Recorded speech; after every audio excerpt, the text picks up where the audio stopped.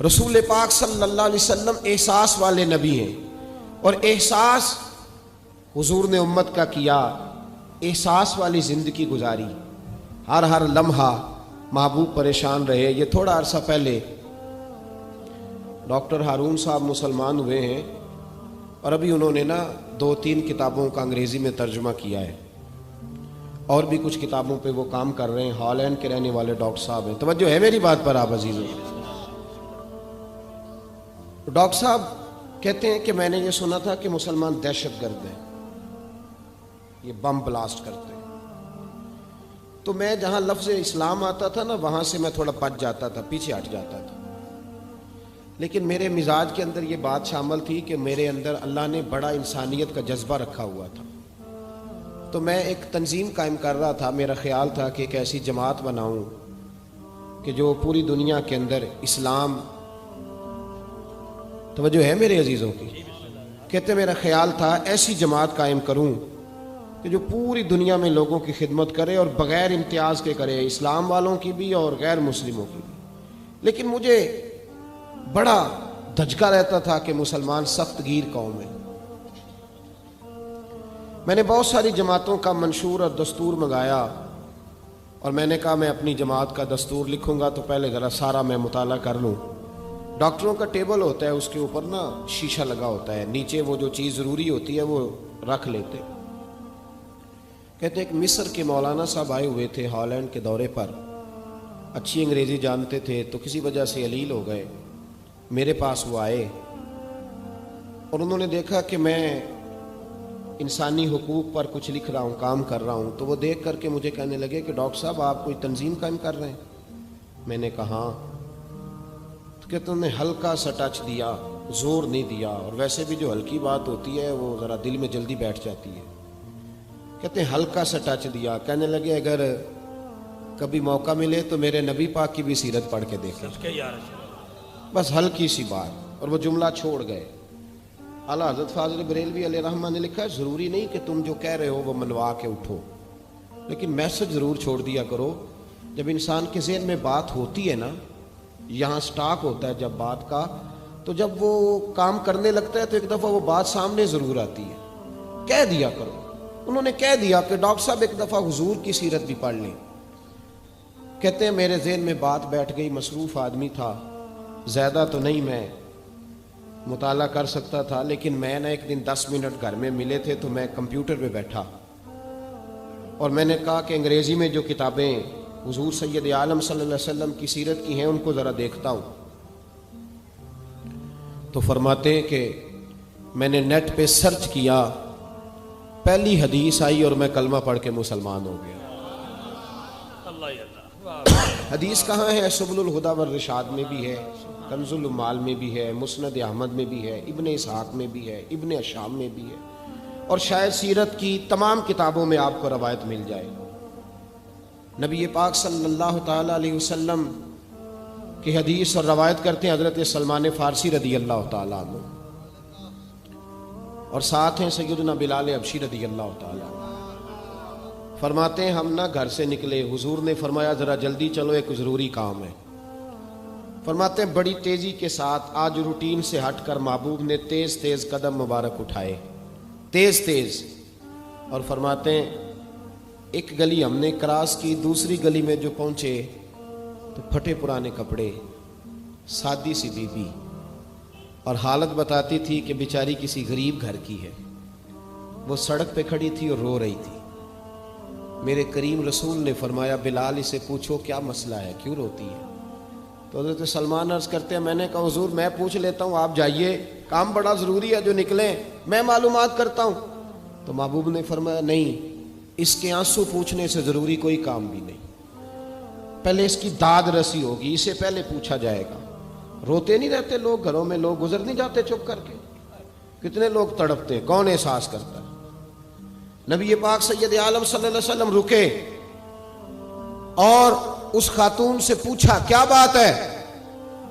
اس نے کہا کہ بات کوئی بھی نہیں، میرا ایک ہی موٹا سا مسئلہ ہے۔ کہا وہ کیا؟ کہنے لگی میں غریب ہوں، اور غریبی بذات خود بہت بڑا گناہ ہوتی ہے، لوگ بڑا جرم سمجھتے ہیں اس کو، بذات خود میں نے شروع میں کہا نا کہ مذہبی سٹیج کی بھی صدارت غریب آدمی نہیں کر سکتا، کیونکہ غریب جو ہوا جہد کول دتھی ہونی انہیں نیڑے بہنا ہے نا جی، جہد کول نہیں انہیں تو پیچھے جا کے بہنا اینڈ تے کول کہڑا دتھی ہے۔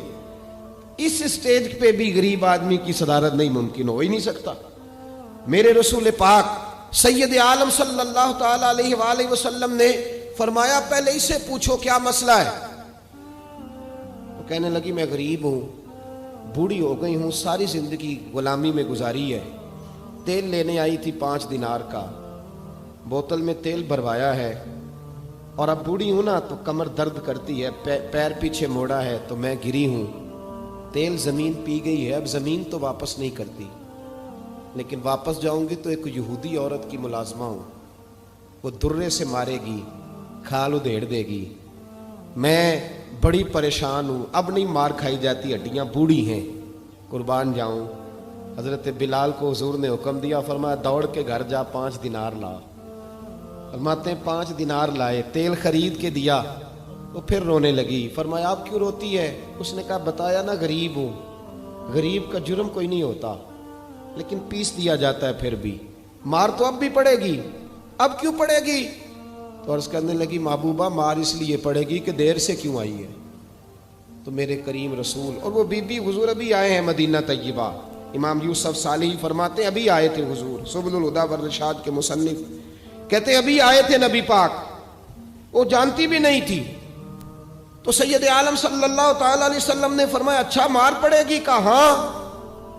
او بھائی کونسلر جو کل آپ کو کہہ رہا تھا نا میں آپ کا خادم ہوں، کونسلر بے گناہ، بلکہ ہمارے ایس ایچ او صاحب اگر چودھری پہ پرچہ آ جائے تو اس کو ٹیلی فون کر کے پوچھتے ہیں صاحب جی تہاڈے خلاف درخواست آئی ہے، کی کرنا ہے؟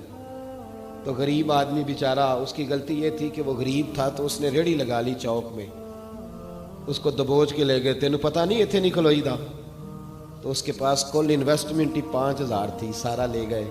پھر وہ کونسلر صاحب کے پاس چلا گیا، سر میرے نال چلے آ جائے ذرا میں تھانے جانا ہے۔ انہوں نے کہا گڈی کرائی آ، پیسے ہیں نہیں ایویں تھانے جائیدا ہے۔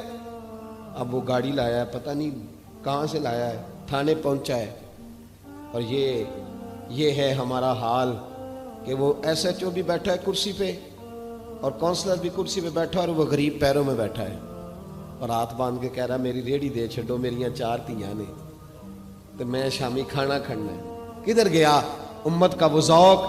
ساری زندگی نعتیں سننے والوں بتاؤ تو صحیح نعت نے تاثیر کیا دی ہے روح کو؟ اگر ابھی بھی گھاڑی غریب کے پاس کھڑی نہیں ہوتی تو پھر کیا اثر ہوا ساری زندگی نعت سننے کا؟ میرے مصطفیٰ کریم سید عالم صلی اللہ تعالی علیہ وسلم نے فرمایا اس خاتون سے یہاں کونسلر ساتھ نہیں جاتا، کہتا ہے کر دیا ٹیلی فون، سویرے 9 بجے پہنچ جانا۔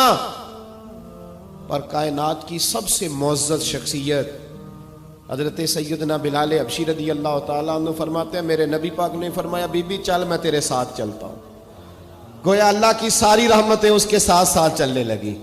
اور آگے آگے نہیں، ساری کتابیں پڑھ لو، وہ پھٹے پرانے کپڑوں والی بی بی آگے آگے اور اللہ کے کریم رسول پیچھے پیچھے، ساری گلیاں اس نے پھرائی، مدینے کی صحرا آ گیا، ایک دروازے پہ دستک دی، سے مالکن آئی، وہ بی بی بعد میں کہتی ہے میں بھی بڑی ڈاڈی تھی، طاقت ہی نہیں تھی میرے سامنے کو کھڑا ہو سکے، لیکن جب میں باہر نکلی تو میں نے نور کے حالے میں لپٹی ہوئی ایک عظیم ہستی کو دیکھا۔ فرماتے محبوب کے گورے چٹے رنگ کے اوپر کالی زلفیں اور محبوب پاک کی مقدس آنکھیں جب تک بات کرتے رہے نظریں زمین پہ جھکی رہیں۔ شرم و حیا والے رسول نے بڑے میٹھے، بڑے دھیمے، بڑے خوبصورت لہجے میں کہا، بریلی کے امام فرماتے ہیں نیچی نظروں کی شرم و حیا پہ درود، بڑے دھیمے لہجے میں فرمایا تیری نوکرانی ہے تیری؟ عورت کہتی ہے میں تو حضور کے جلووں میں محو ہو گئی کہ سادگی میں اتنا حسن میں نے دیکھا ہی نہیں، تیری نوکرانی ہے؟ کہا ہاں۔ تو میرے محبوب نے فرمایا بیچاری کی غلطی کوئی نہیں، اسے مارنا نا، اس سے تیل گر گیا تھا، نیا خریدتے دیر ہو گئی، رو رہی تھی تو میں سفارش کرنے آیا ہوں۔ وہ خاتون کہتی ہے کسی کی نہیں مانی تھی، پر محبوب کے جملوں میں تاثیر اتنی تھی، ککھ سواد نہیں مشری اندر، اساں کھنڈا بھی چکھ ڈٹھیاں، انہاں ساریاں شیواں نالوں گلاں سجن دیاں مٹھیاں، فرماتے ہیں نبی پاک صلی اللہ تعالی علیہ وآلہ وسلم نے فرمایا کچھ نہ کہنا. کہنے لگی نہیں کہتی، میرا وعدہ رہا، کچھ نہیں کہوں گی. اب میرے حبیب نے پھر نظر اٹھائی اور اس غریبنی کی طرف دیکھا اور فرمایا تو اگر کہے تو میں جاؤں، تو اگر کہے تو میں خود بھیک دیں، خود ہی کہیں منگتے کا بھلا ہو، تو اگر کہے تو میں جاؤں. اس نے خراج پیش کیا تو چند آنسو گرائے. کہنے لگی محبوبہ جیسے بندہ نوازی. حضور نے رخ پھیرا تو حضرت بلال کہتے ہیں میں پیچھے رہ گیا تو وہ دونوں بیبیاں دوڑ کے میرے پاس آئیں. کہنے لگی بتا تو صحیح ہے کون، یہ بتا تو صحیح کون تھے. تو حضرت بلال کہنے لگی تم نہیں جانتے. جناب بلال فرمانے لگے یہی تو ہیں جنہیں اللہ نے سچا رسول بنا کے بھیجا ہے. بیبیاں دوڑ کے آئیں. کہنے لگی محبوبہ دروازے تک آئے ہو تو خالی تو نہ لوٹاؤ، مہربانی فرماؤ ہمیں بھی کلمہ پڑھا دو. ڈاکٹر ہارون کہتے ہیں وہ بیبیاں وہاں کلمہ پڑھ رہی تھی اور میں حدیث پڑھ کے کلمہ پڑھ رہا تھا. بھائی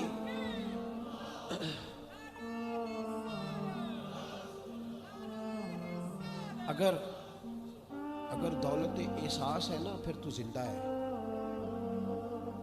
جو زندہ ہوتا ہے اس میں لچک ہوتی ہے، جو مر جاتا ہے وہ اکڑ جاتا ہے. اگر زندگی ہے تو پھر احساس ہونا چاہیے. اگر تیرے اندر زندگی ہے تو پھر احساس ہے، اور اگر تیرے اندر احساس نہیں رہا نا تو پھر زندگی زندہ دلی کا نام ہے. مردہ دل کیا خاک جیا کرتے، احساس سے مروت پیدا کر. تھوڑا سا دائیں بائیں بھی دیکھیں، تھوڑا پلٹ کر بھی دیکھیں کہ کہیں آپ کی ضرورت تو نہیں.